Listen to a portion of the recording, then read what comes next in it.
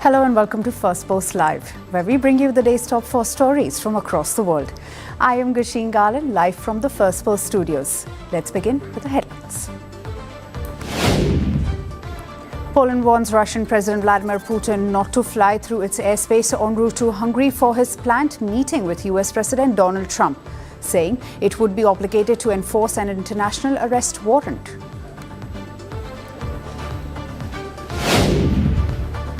Britain, France, Germany, Ukraine and the European Union issue a joint statement backing President Donald Trump's call for an immediate ceasefire in Ukraine and peace talks along current front lines.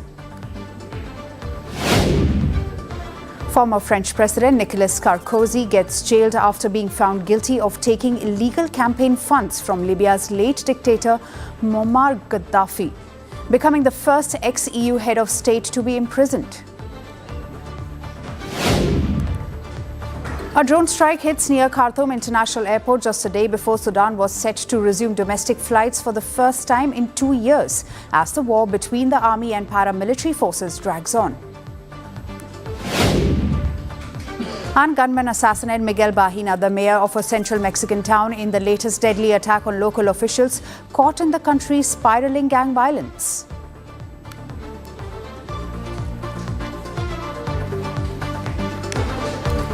We begin with India. Delhi woke up to a blanket of grey smog the day after the festival of Diwali. Air quality in the national capital plunged to dangerously high levels. According to IQAir, a Swiss air quality technology company, Delhi was the quote-unquote most polluted major city in the world on October 21. The average air quality index stood at 356 in some areas, whereas on October 20th, the air quality was 333. Most areas across Delhi recorded AQI levels above 300, while some locations breached the 500 mark. Out of the city's 38 monitoring stations, 36 showed red zone readings. अब आज से नहीं, कई सालों से बढ़ रहा है. ठीक है, अब तो यूज्ड टू है दिल्ली के लोग तो इस चीज़ों के लिए. अब आप बोलेंगे पॉलिटिशियन ऐसे है, ये ऐसे, भाई लोग खुद ऐसे हैं. आदमी अपने आप को भी नहीं सुधार रहा. पटाखे तो मिलेंगे भाई, वो आपके ऊपर है फोड़ना नहीं फोड़ना. फिर आप कहेंगे गवर्नमेंट कुछ नहीं कर रही. Now let's take a look at data of the pollution levels after Diwali in Delhi in the past few years. As per reports, in 2024, the AQI stood at 359, while in 2023 it was 438. In 2022, the region experienced an AQI of 315, and in 2021 it was 454. This year, the Supreme Court of India permitted limited use of eco-friendly or green firecrackers. However, despite these regulations, some shopkeepers reportedly sold the conventional crackers. Experts warn that firecrackers were not the only culprit behind this spike. Smoke from stubble burning in neighbouring states and vehicle emissions also played a significant role. In response to the worsening situation, the Commission for Air Quality Management announced Stage 2 of the Graded Response Action Plan for Delhi on October 19. Stage 2 is implemented when AQI levels enter the very poor range.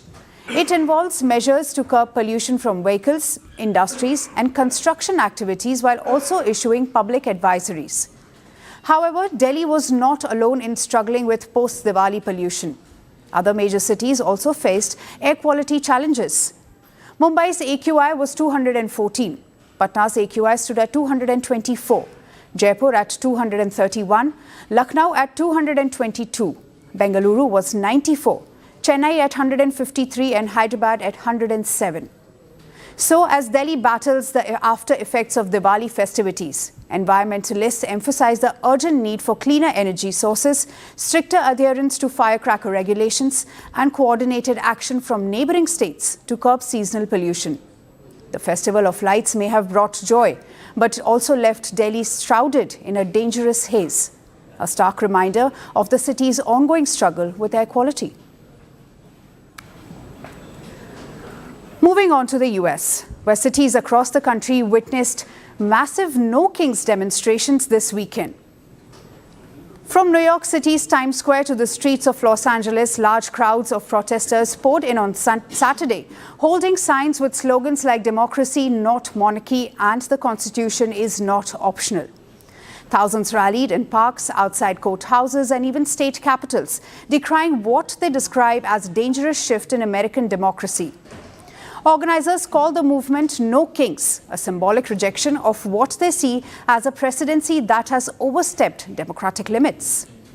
Today, in the year 2025, in this dangerous moment in American history, our message is exactly the same. No, President Trump, we don't want you or any other king to rule us. Thank you very much, but we will maintain our democratic form of society. We will not move toward authoritarianism in America. We, the people, will rule.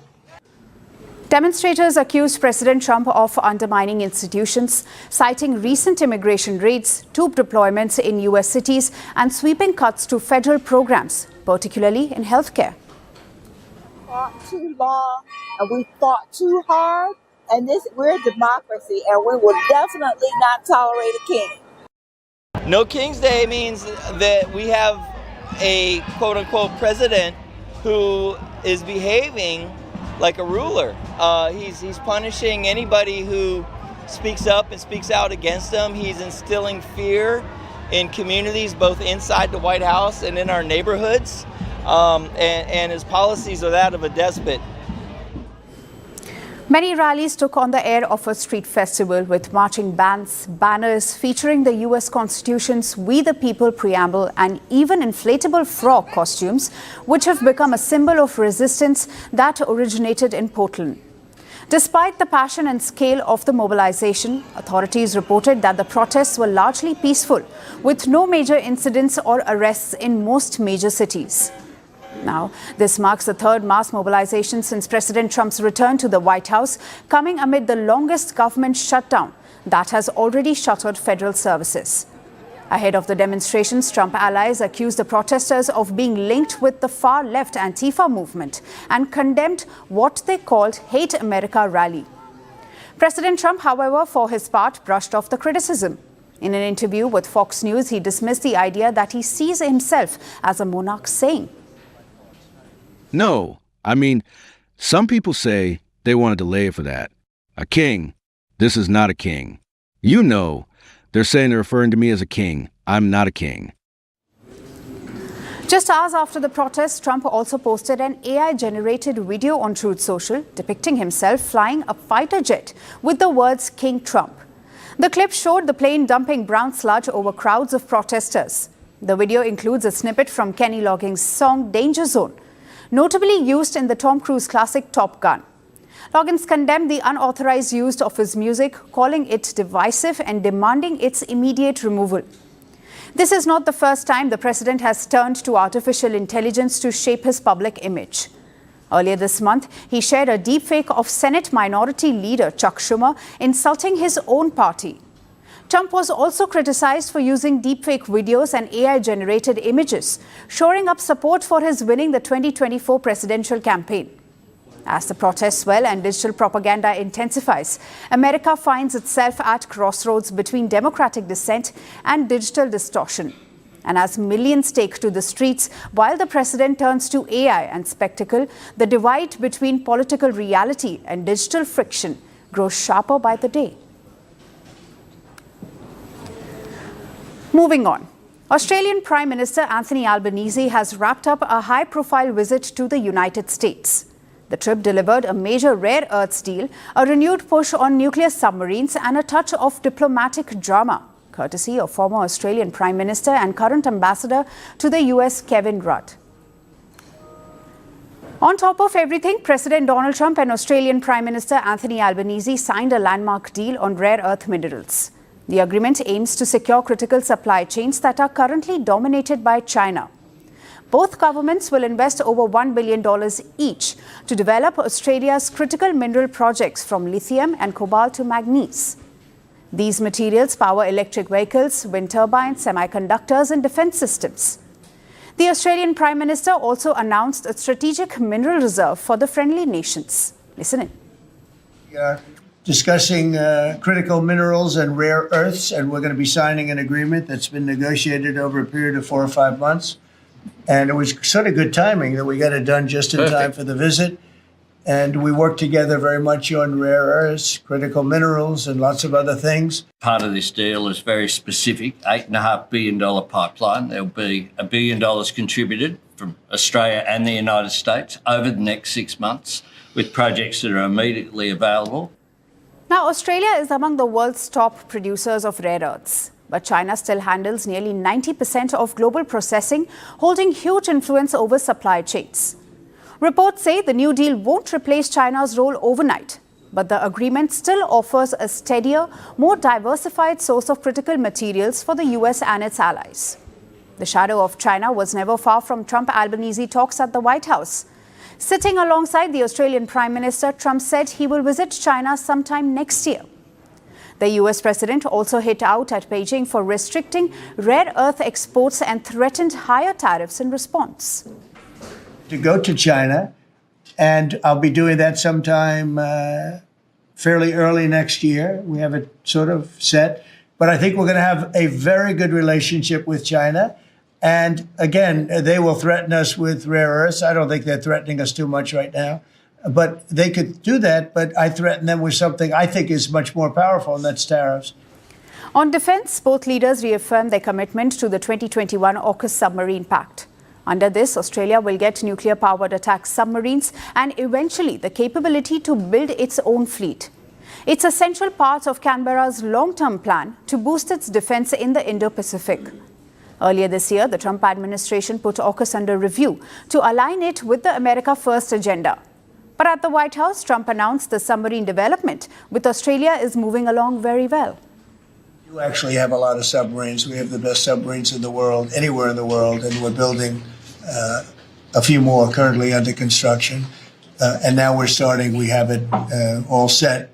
With Anthony, we've worked on this long and hard, and we're starting that process right now. And I think it's really moving along very rapidly, very well. But the Australian Prime Minister's otherwise smooth visit had one uneasy moment. Trump publicly took a swipe at Australia's ambassador to the US. He is also the former Prime Minister Kevin Rudd, who had been critical of Trump in the past. When asked by a reporter about Rudd's earlier remarks, Trump came up with this response. Concerned in Australia that it's taken 9 months to get this meeting. Have you had any concerns with this administration, with its stance on Palestine, climate change, or even things the ambassador said about you in the past, the Australian ambassador? I don't know anything about him. I mean, if he said bad, then maybe he'll like to apologize. I really don't know. Did an ambassador say something bad about him? Don't tell me. I don't. Where is he? Is he still working for you? Yeah. You said bad? Before I took this position, Mr. President. I don't like you either. I don't, and I probably never will. Australia and the US say their partnership is aimed at building secure supply chains and stronger deterrence in the Indo-Pacific. As both nations navigate a complex Indo-Pacific balance, the White House meeting offered a clear message.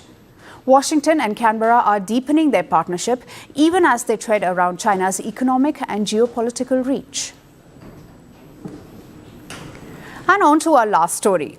Japan made history as lawmakers elected Sanae Takaichi as the country's first woman prime minister, a conservative leader known for her tough stance on China and close ties with the United States.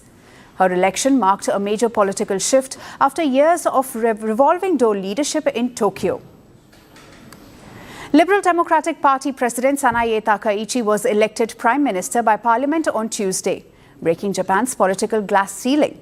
She won a majority in the lower house with 237 votes against opposition leader Yoshihiko Noda's 149, avoiding a runoff. Takaichi secured a majority in the lower house, and the upper house also approved her in a second vote. She is scheduled to meet Japan's emperor before officially taking office. Takaichi pledged to revive Japan's struggling economy, strengthen national security, and address the country's falling birth rate.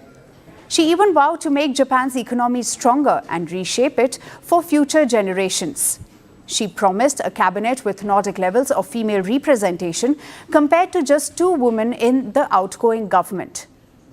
As Japan currently ranks 118th out of 148 in the Global Gender Gap Index, and women make up only 15% of lawmakers in the lower house.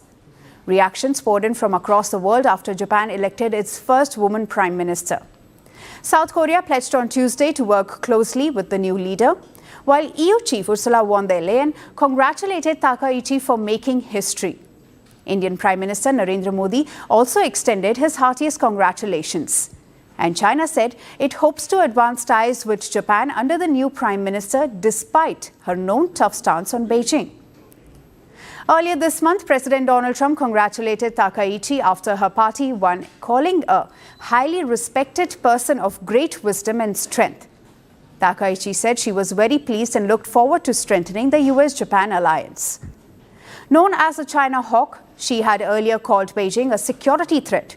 She has been a vocal critic of China and its growing military presence in Asia-Pacific region. She has also been supportive of Taiwan, saying during a visit in April that it was crucial to strengthen security cooperation between Taipei and Tokyo. Takaichi's election drew mixed reactions across Japan. Supporters in her hometown of Nara praised her determination and hoped she would make Japan more livable for women. Many said they expect more policies supporting childcare and women returning to work. I'd be happy to see more policies from a woman's perspective. Support for childcare and help for women returning to work after having children. I hope there will be more policies in those areas. While people in her hometown voiced support, analysts say Takaichi's rise to power doesn't equate to feminist victory. She opposes revisiting a 19th century law that requires married couples to share the same surname, a rule that largely results in women taking their husband's name. As Japan's first female Prime Minister, Sanae Takaichi steps into office with both high hopes and heavy challenges. From reviving the economy to reshaping Japan's place in the world, her leadership marks a historic breakthrough, but also a crucial test for Japan's politics and society. That's all we have for the show on today. Thank you for joining us. I am Gushin Galan, and we'll see you right back here at the same time. Until then, stay informed and stay tuned to Firstpost.